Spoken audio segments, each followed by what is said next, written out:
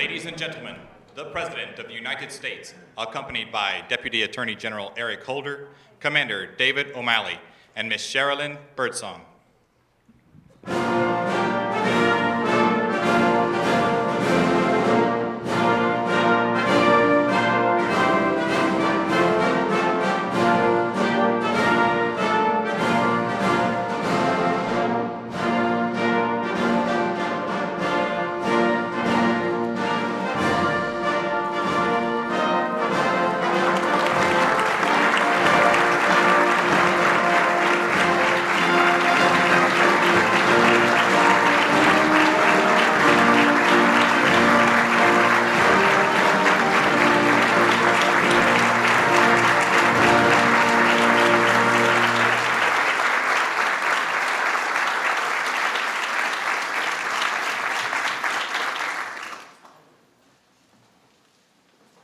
Good afternoon and welcome to the White House. I have to say that I have before me a very distinguished group of people, and chief among those are all of my Washington, D.C. representative friends. It's great to see you all here. Many of you in this room have helped the Department of Justice and this administration in our fight against the scourge of hate crimes, and we're very grateful for your efforts and for your support. I also want to thank the President for his leadership on this issue. He's put the power of his office and his moral authority behind this effort, and we're all very indebted to you, Mr. President. Almost 2 years ago, our nation was shocked and horrified by the brutal murder of Matthew Shepard in Laramie, Wyoming.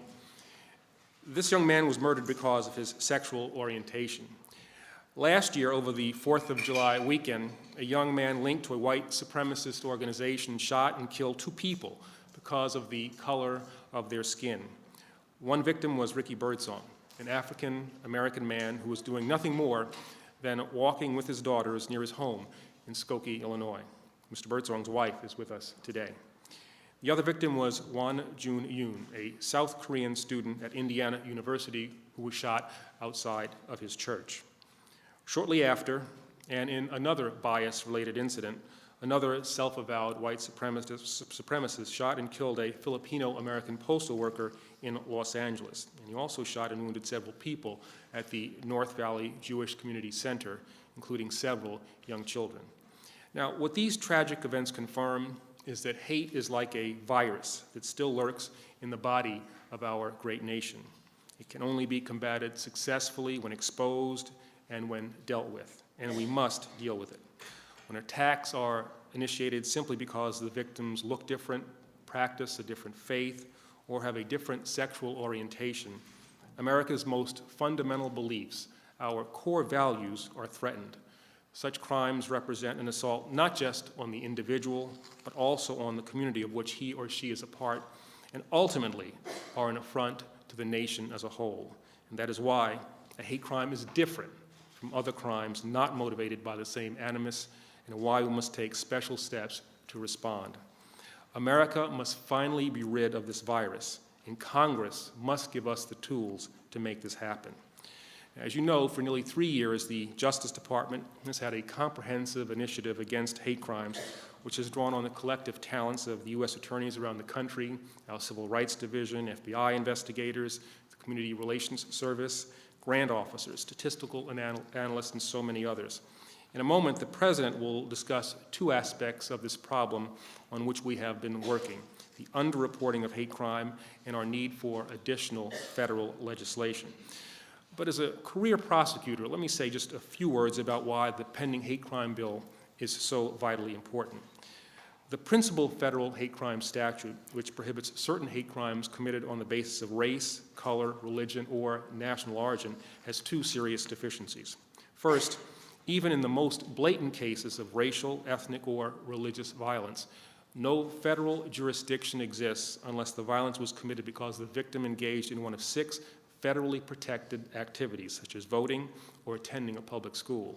Now, this jurisdictional limitation has hampered our efforts, has caused us to lose cases that we should not have lost, and is frankly unnecessary and would be fixed by the pending legislation. Second, the current hate crime law provides no coverage whatsoever for violent hate crimes committed because of the victim's sexual orientation, gender, or disability. The data suggests that hate crimes based on sexual orientation are among the most prevalent and violent of bias-related crimes. Our laws should not, cannot ignore this reality, and the pending hate crimes bill would remedy this defect. Similarly, the legislation would allow us to pursue federally and to be of greater assistance to our state partners where criminal action is motivated by a person's gender or disability. And I would ask those who oppose the legislation, why are they unwilling to extend this needed protection to people who are nothing more nor less than American citizens? Now, we are joined here today on the dais by two people who can express more personally than I the importance of our fight against hate crimes. We will hear first from David O'Malley, the commander of the Detective Division at the Laramie, Wyoming Police Department. Commander O'Malley investigated the Matthew Shepard case, and he has become a leading voice and valuable ally in the fight for new hate crime legislation. I am pleased to introduce Commander O'Malley.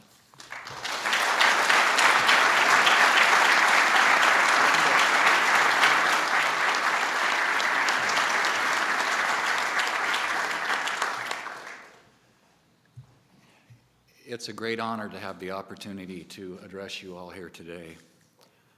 On October the 6th of 1998, a young man named Matthew Shepard was a student at the University of Wyoming.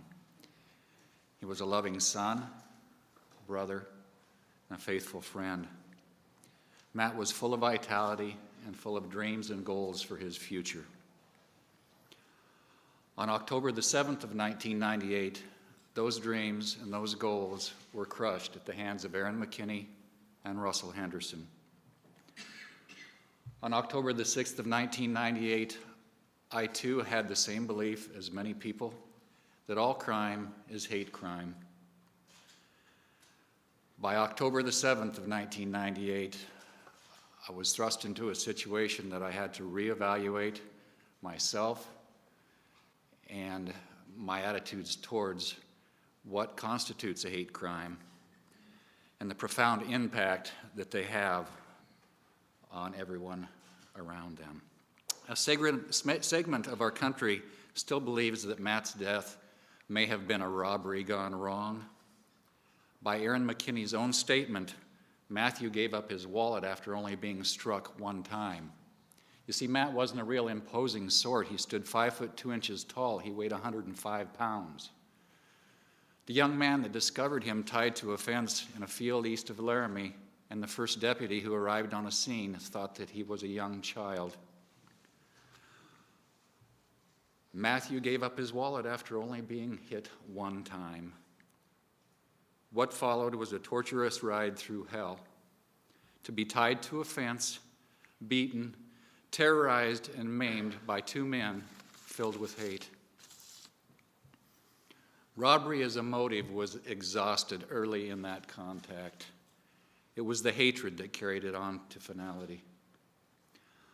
I call on the House to give local law enforcement agencies the tools they need to properly investigate and prosecute hate crimes.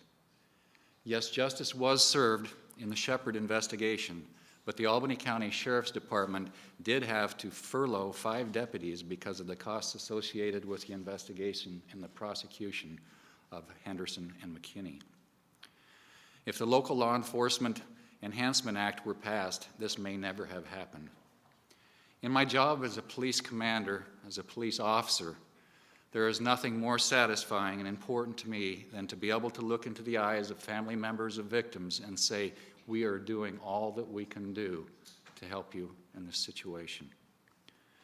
When it comes to the families of hate crime victims, Congress needs to also be able to look these people in the eyes and to honestly say it is doing all that it can. Congress has the opportunity to do that now. As a member of local law enforcement who has seen the need for an enhanced federal hate crimes bill, I urge the House to pass the hate crime language the Senate passed this summer. Law enforcement officials throughout the country need Congress to do their jobs in order to help us do ours. If we work together, we can mount a significant and effective response to crimes motivated by hatred. And now I would like to introduce Sherilyn Birdsong.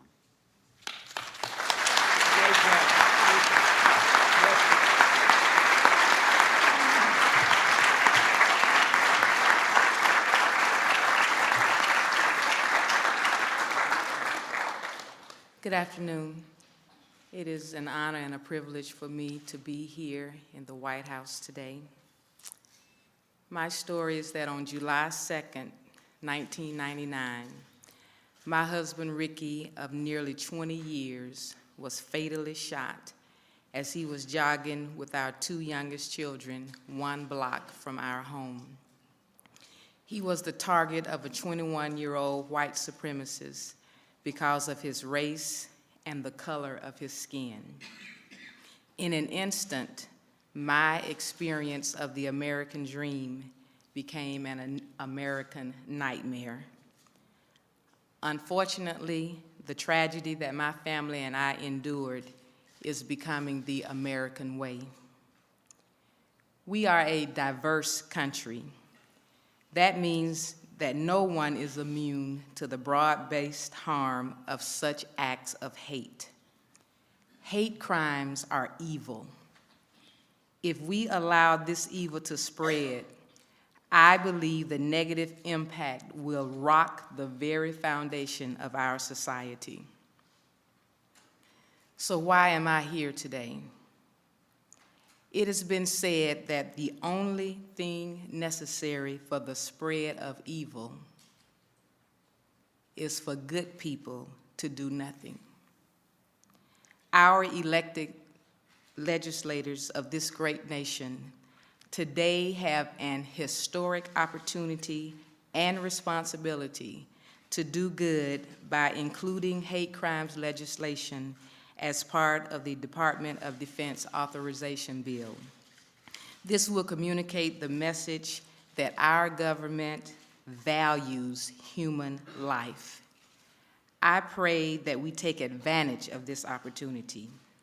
Missed opportunities bear a cost.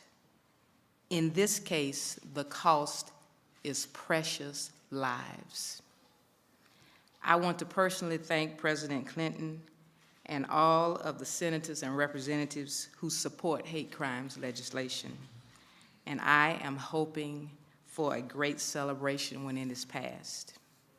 At this time, it is my pleasure to introduce our leader of this great nation, President Bill Clinton.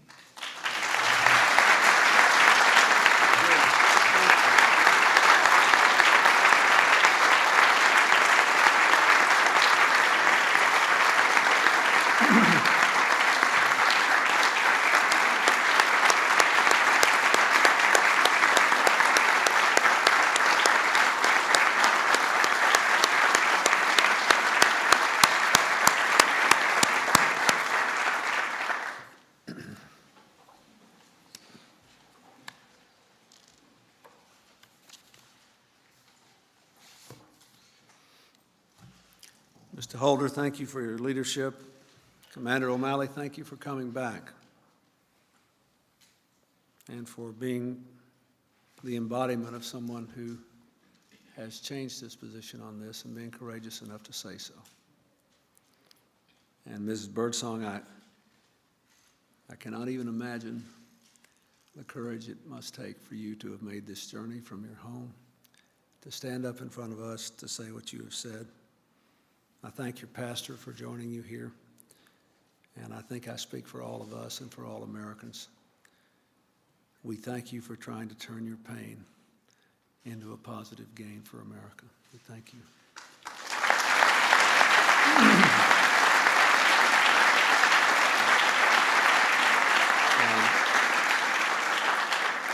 I'd like to thank Justin Dart and Mary Frances Berry and so many other advocates of human rights and civil rights for being in this room today. And I would like to thank the members of the Interfaith Alliance who are here, and of course the members of our DC City Council. Many members of Congress wanted to be here, but they are actually voting now, and in the House they're voting on this, on amendments to this very proposal. So we're here at a very important time. The first ever vote on comprehensive hate crimes legislation is scheduled in the House of Representatives for later today, after the amendments have been dealt with. That would enable us to clear the last legislative hurdle to final passage of hate crimes. In June, with the Vice President standing watch in case a tie had to be broken, the Senate passed a strong bipartisan hate crimes bill. I was very moved by many of the things that were said there, but I want to say a special word of thanks publicly to Senator Gordon Smith from Oregon, an evangelical Christian Republican, for the speech that he gave on that occasion, reminding us that this is not a partisan issue. I hope the House will follow suit. As I have said many times over the last couple of years, it is for me a sad and painful irony that at the beginning of a new century I have done so much to try to fill with opportunity for the American people and to bring full of hope to the rest of the world. With all the modern gadgets we enjoy, we are still bedeviled by mankind's oldest failing, the fear of the other, which so quickly can lead to distrust, then to dehumanization, then to the kind of violence that ended the lives of Matthew Shepard and Ricky Birdsong far, far before their time. We may not ever fully conquer the disease that seems to afflict human hearts everywhere, the compelling need to define ourselves up by defining someone else down. But at least we can do more to make sure that no one in our country is violated simply because of who they are. That's why we're here today. I would also like to point out that there is a connection between the two ways that throughout history, and if you just look at the last century, hate crimes have manifested themselves. Here we talk about sad people twisted inside who somehow felt they could fill a hole in their own lives by taking the lives of other people away. People who had somehow been convinced that they were so superior to other people they could shoot at them, kill them. What possessed that person in California to shoot at all those little kids walking into the Jewish community school? I saw one person said that when he killed a Filipino postal worker, he thought he'd had a double success. He'd killed an Asian and a federal employee. What makes people think that way? There are all kinds of explanations, but we know that it's profoundly wrong to believe that you can ever lift yourself up by putting someone else down. And the point I want to make just briefly is that it's not very far from there to the awful examples we've seen in our time of political leaders who try to get one group of people in the majority in a country to blame all their problems on another group of people in a minority. And then you have a Holocaust, or you have a Kosovo where a whole country is just flushed out. And so this is very important. It is just not true that hate crimes are like other crimes. It is not even true that every crime is a hate crime. And that is fundamentally at the heart of this debate. We had the first ever conference at the White House on this 3 years ago. Since then, we've increased the number of federal agents working on these cases, prosecuted successfully a number of quite serious ones, formed local hate crimes groups with local U.S. attorneys' offices around the nation, and worked with more and more police officers to identify the signs of hate crimes. This coming year, one of the things in our budget I hope the Congress will adopt involves funds for extensive training for local law enforcement officials in this area. But we have to do more. The Deputy Attorney General told you quite eloquently, precisely, and clearly why we need a federal hate crimes law that allows the Justice Department to do so much more than it can now. Commander O'Malley told you the devastating financial consequences that can come to local law enforcement from simply trying to do the right thing without the necessary federal support. But underneath it all, and far more important than everything else, are the stories, the life young Matthew Shepard had and the one he might have had. The wonderful life Ricky Birdsong had and the one he might have had.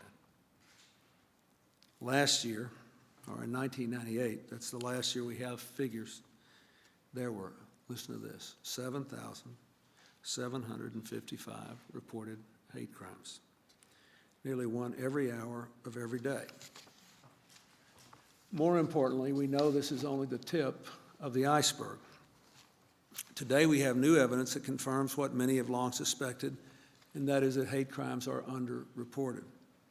A survey conducted by Northeastern University found that as many as 6,000 law enforcement agencies may have encountered hate crimes over the past year but failed to report them to the FBI. We also learned that 85% of law enforcement officers responding to the survey agree with Commander O'Malley's belief that hate-motivated crimes are more serious than similar crimes not motivated by bias. That's why I'm directing the Justice Department today to work with local authorities to develop a plan within 120 days to make sure we report all hate crimes, so we'll know what the scope of the challenge is. It will examine a number of strategies, from pilot programs in states suspected of underreporting to increasing training to help local officials identify such crimes. This is all very important, but only Congress can do what really should be done here. That's why the House must vote yes on the hate crimes legislation offered by Congressman Conyers today, and yes on sending me the final hate crimes legislation before they adjourn for the year. Both yeses are important.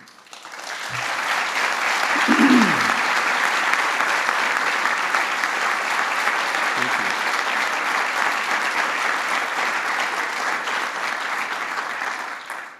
I also ask Congress to reauthorize the Violence Against Women Act before it's too late so that we can continue to build on its success. You know, over the last several decades, over and over again, when it came down to protecting the lives of innocent Americans, Congress has been willing to take bipartisan action to do the right thing. I hope and believe it will do nothing less with hate crimes legislation and the Violence Against Women Act. Let me just close with this. One of the cruelest aspects of the systematic hate crimes that were perpetrated by the Nazis is their attempt to prove that somehow it was justified by science, by some sort of innate superiority. One of the happiest aspects of most recent scientific developments in biology is that we can now scientifically confirm what faiths have always taught, that the most important fact of our common existence on this earth is our common humanity. The Human Genome Research Project has documented that we are genetically 99.9% the same. Furthermore, that the differences among people within the same ethnic or racial groups are greater than the genetic differences between profiles of different racial groups. Now, this is a stunning thing. In other words, this is not an affair of the body, it is an affair of the heart, of the spirit. It is therefore an even more dangerous kind of infection. I don't think any of us believe we can ever root it out just by punishing people. But the most important thing is that we do have the tools we need to take a strong stand before these things spread even wider. That's what Sherilyn said, and that's why she came.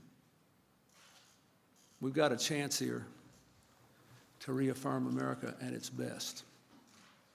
And I hope we can do it. Because the most important thing if we want to make the most of all this modern, wondrous economy we have, is to get rid of our oldest demons and build one America. Thank you very much.